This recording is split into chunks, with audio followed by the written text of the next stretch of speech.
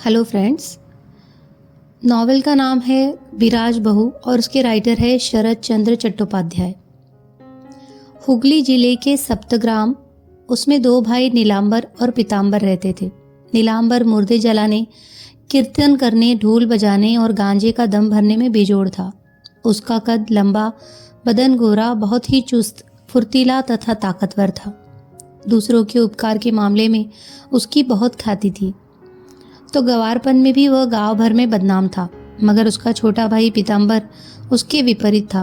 वह दुर्बल तथा नाटे कद का था। शाम के बाद किसी के मरने का समाचार सुनकर उसका शरीर अजीब सा हो जाता था।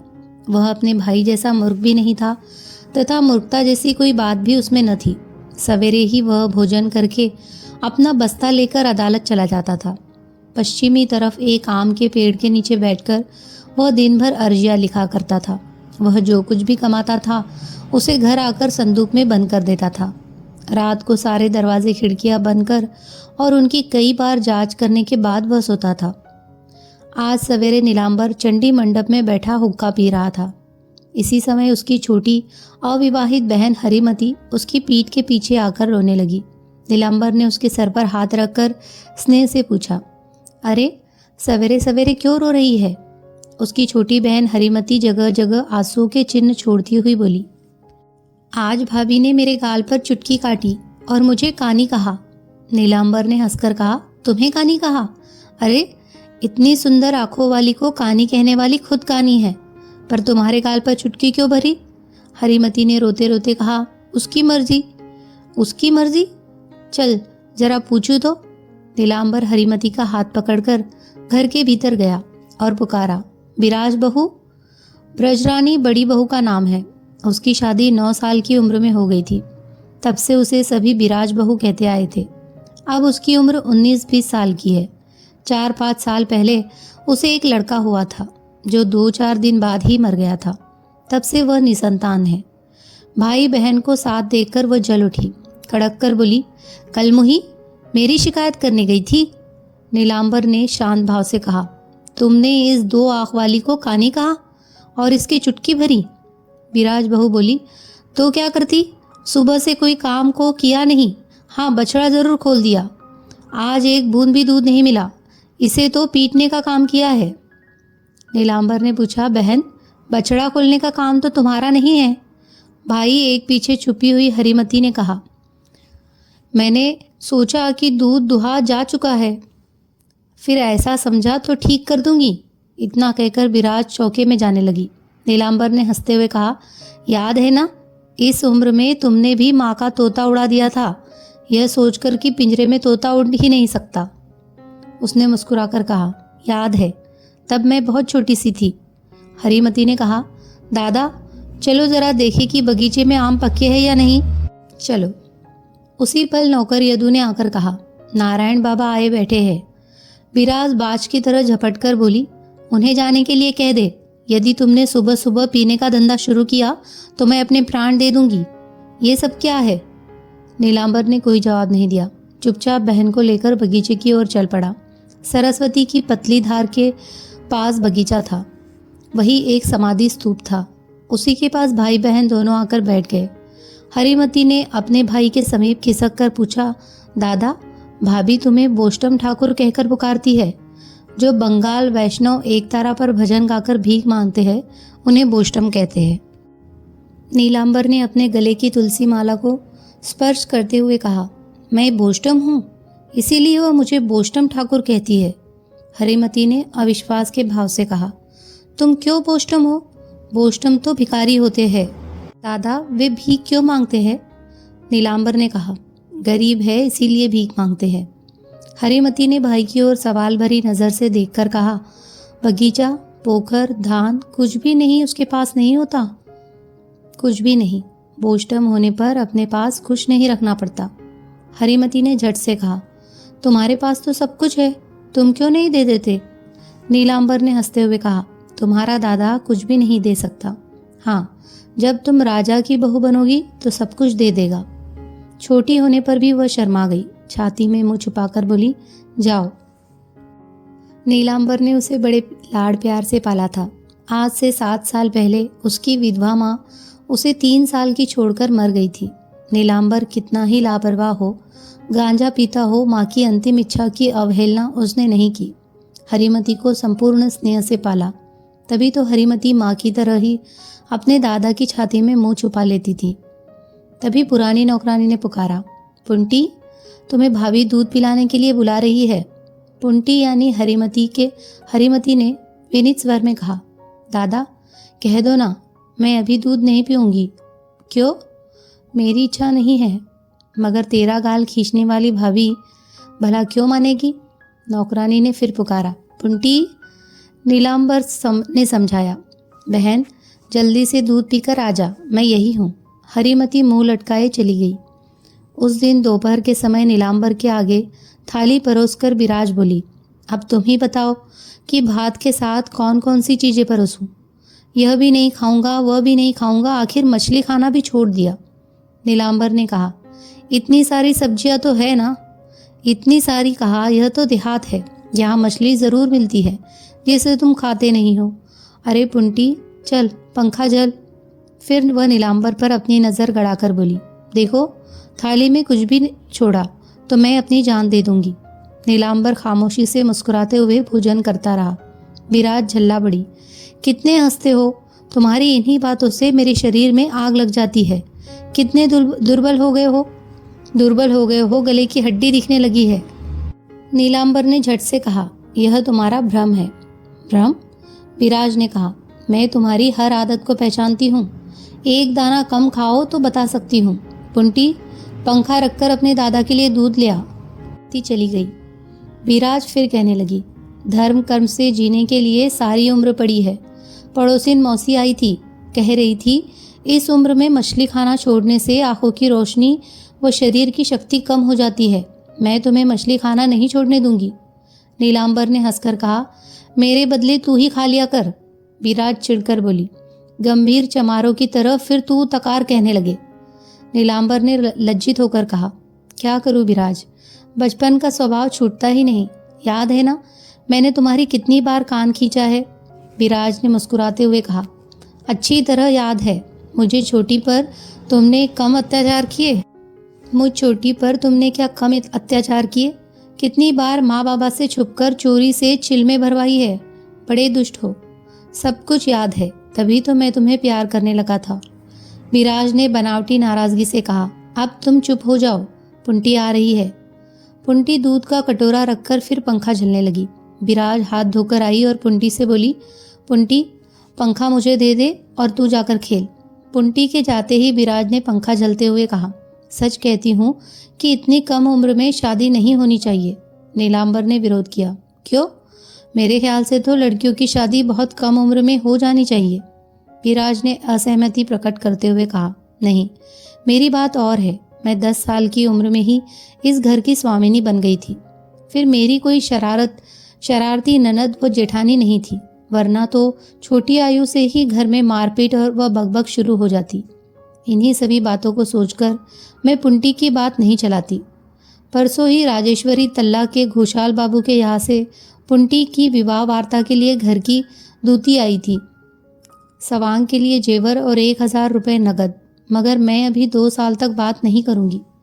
नीलांबर ने चौंक कर कहा, क्या तुम मेरी बहन को 1000 रुपये में बेचोगी?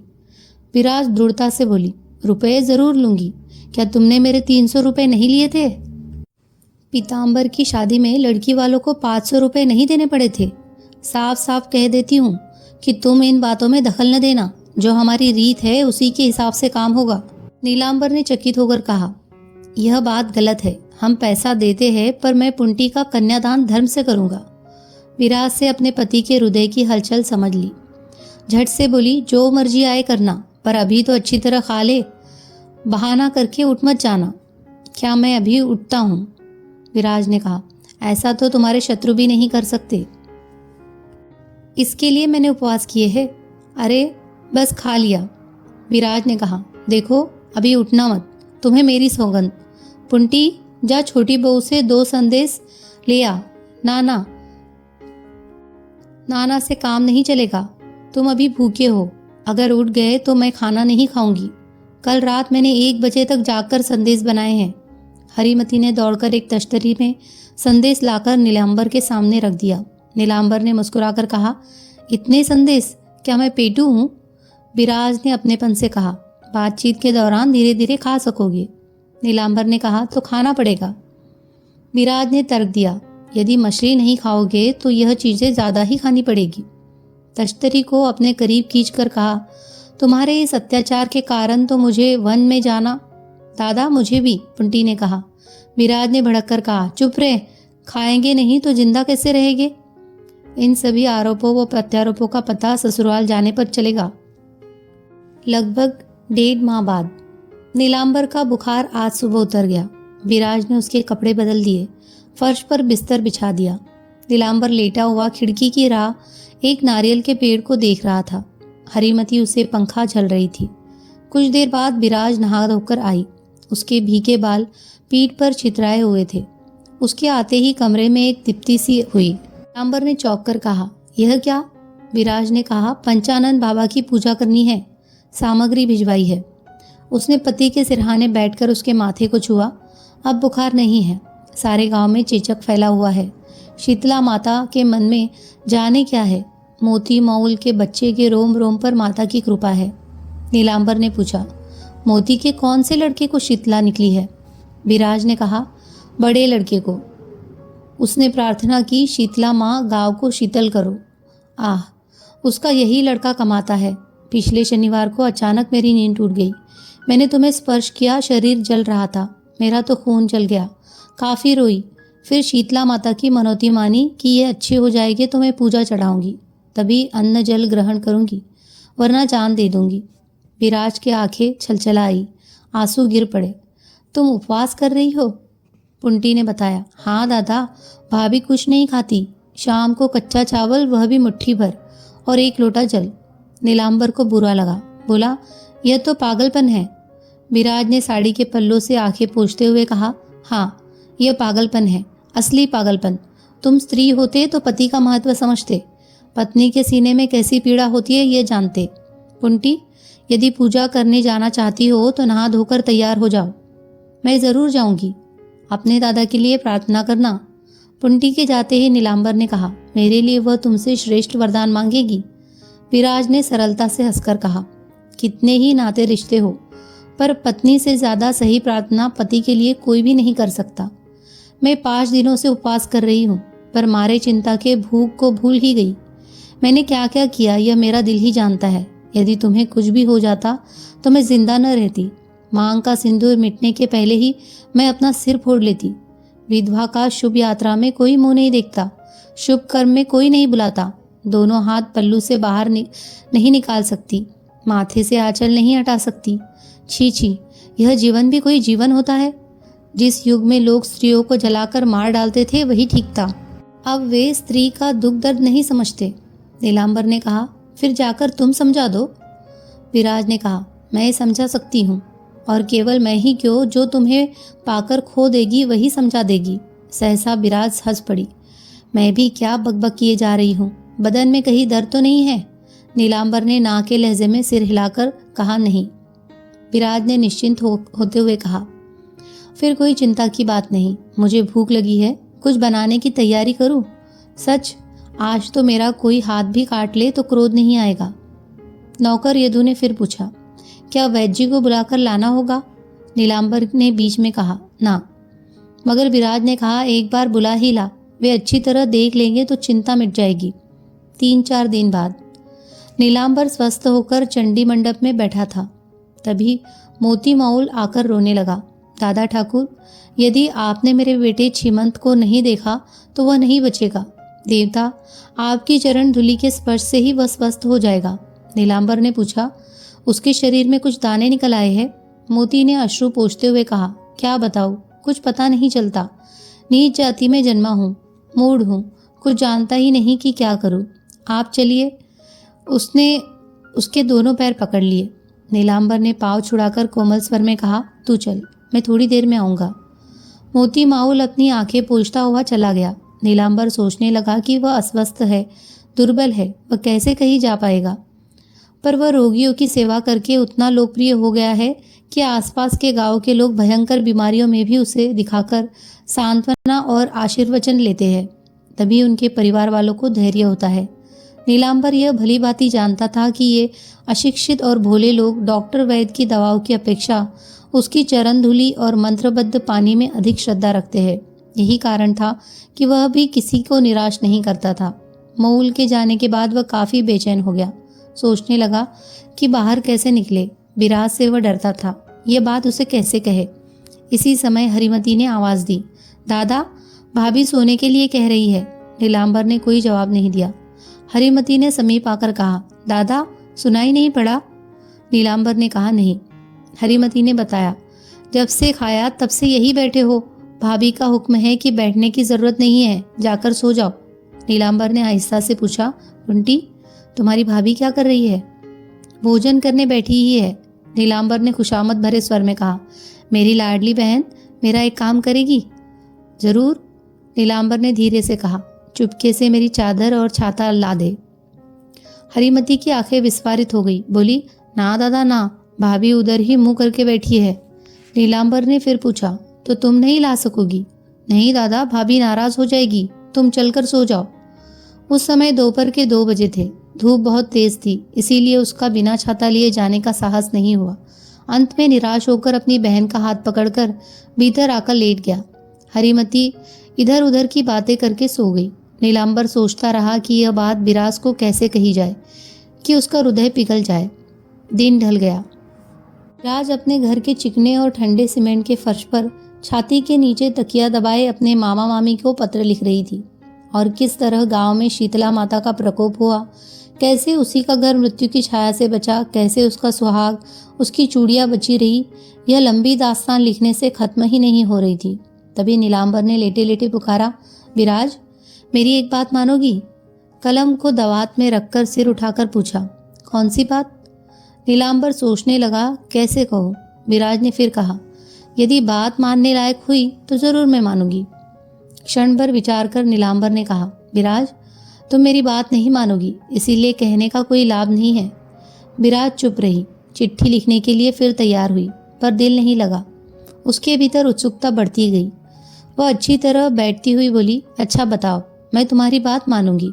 नीलांबर थोड़ा मुस्कुराया, फिर सहम कर बोला, आज दोपहर को मोती आया था, मेरे पाँव पकड़कर रोने लगा। उसको यकीन है कि जब तक उसके घर में मेरी चरण धूलि नहीं पड़ेगी तब तक उसका बेटा छिमंत स्वस्थ नहीं होगा। मुझे एक बार वहाँ जाना है। विराज उसका मुंह देखती रह गई। थोड़ी देर बाद बोली, इस बीमारी में जाओगे? जाना ही पड़ेगा, उसे वचन दे चुका हूँ। वचन क्यों दिया? नीलांबर चुप। विराज ने तमक कर कहा, तुम समझते हो कि तुम्हारे जीवन पर केवल तुम्हारा ही अधिकार है, उसमें कोई भी दखल नहीं दे सकता। तुम अपनी मर्जी का करोगे। नीलांबर ने हंसकर कुछ कहना चाहा, पर पत्नी के बदले हुए तेवर देखकर वह हंस नहीं सका। किसी तरह इतना ही कह पाया, उसका रोना देखकर। विराज बात को काटकर बोली, ठीक ही तो है, उसका रोना तुमने देखा, पर मेरा रोना इस संसार में देखने वाला कोई नहीं है। फिर चिट्ठी को पकड़कर बोली, उफ, ये मर्द कैसे होते हैं। मैंने 4 दिन 4 रातें बिना खाए गुजारी, इसी का यह बदला मिल रहा है। घर घर बीमारी फैली हुई है, शीतला माता का प्रकोप है, और ये बीमारी और कमजोरी में भी रोगी देखने जाएंगे और उसे छुएंगे। जाओ, मेरे तो प्रभु है। नीलांबर के होठों पर एक फीकी सी मुस्कान दौड़ गई। बोला, तुम स्त्रियां तो हर बात में भगवान की दुहाई देती हो। विराज क्रोध में उबल पड़ी, भगवान पर तो तुम्हें ही भरोसा है, हमें नहीं, क्योंकि हम कीर्तन नहीं करती, तुलसी माला नहीं पहनती, मुर्दे नहीं जलाती, इसीलिए भगवान हमारे नहीं तुम्हारे है। नीलांबर विराज के गुस्से पर हंस पड़ा। बोला, इसमें गुस्सा क्यों करती हो? भगवान पर विश्वास करने के लिए जितनी शक्ति चाहिए उतनी स्त्रियों में नहीं होती, इसमें तुम्हारा दोष क्या? विराज झल्ला पड़ी। यह दोष नहीं, स्त्रियों का गुण है। हाँ, तुम कितना भी तर्क करो, बातें बनाओ, पर इस बीमारी में तुम्हें घर से नहीं जाने दूंगी। नीलांबर चुपचाप लेट गया। विराज भी चुपचाप पड़ी रही। फिर उठी, बुदबुदाई, ओह, सांझ हो गई, दिया बत्ती तो करूं। वह चली गई। लगभग 1 घंटे के बाद लौटी तो उसने नीलांबर को गायब पाया। तुरंत पुंटी को पुकारा, तेरे दादा कहाँ है? जरा बाहर देख। पुंटी चंद क्षणों के बाद हाँफती हुई आकर बोली, दादा कहीं नहीं मिले। नदी तट पर भी नहीं। विराज ने हुंकार भरी और रसोई की चौखट पर गुमसुम सी बैठ गई। अगर आपको हमारी कहानियाँ पसंद आ रही है तो प्लीज़ हमारे चैनल को सब्सक्राइब कीजिए, लाइक कीजिए, शेयर कीजिए और कमेंट कीजिए। हमारी मनोरंजक कहानियाँ आपको आपकी रोज़मर्रा की परेशानियों से, चिंताओं से दूर ले जाकर थोड़ी देर के लिए कहानियों की दुनिया की सैर करा लाएगी। और हाँ, सब्सक्रिप्शन फ्री में है। धन्यवाद।